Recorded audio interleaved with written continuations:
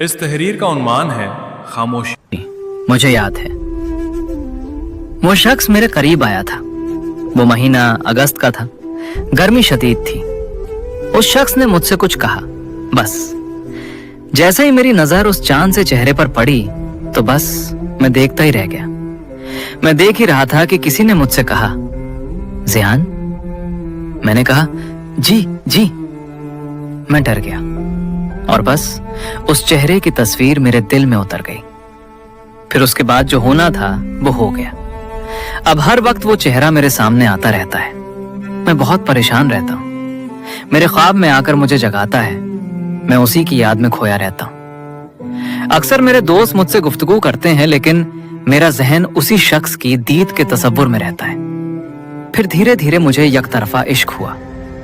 क्या बताऊं मैं कि क्या क्या नहीं हुआ। फिर मैं भी यारो रांझा बन गया। फिर एक दिन मैं ठहर सा गया, मानो मैं उसके दर पे गुजर सा गया। फिर उस शख्स को भी एहसास हुआ। धीरे धीरे वो शख्स मेरे पास हुआ। और दिल की लगी किसको पता होती है। फिर मेरी जिंदगी लापता होती है। न जाने कैसी कैसी मेरी शामें गुजरी। उसकी याद में बहुत सी रातें गुजरी। फिर जो होना था वही हुआ। वो शख्स मुझसे खफा हुआ। फिर बेवफाई की रस्म अदा हुई। मेरे दिल से सांसें जुदा हुई। फिर क्या हुआ? फिर मुझे ख्याल आया, अगर मेरी बातें फैल गईं तो रुसवाई होगी। मुझे पता थोड़ी था कि बेवफाई होगी। अब ताउम्र मुझे उसका रहेगा इंतजार। वो शख्स आए और मुझसे कहे, मैं हूं अश्कबार। वो मुझसे कहे, मुझे आने लगा है प्यार। और फिर मैं कहूंगा, मुझको अब तुझ पे नहीं है एतबार। फिर एक दिन मैंने खुद से कहा, खामोशी भी एक जवाब होती है।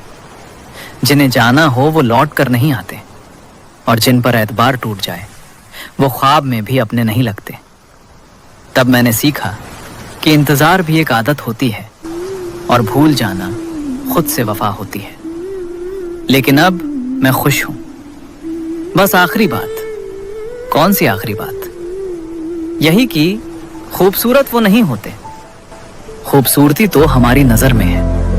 और मुझे छोड़कर जाने वाला शख्स खुश है, पर वो दूसरी टगर में।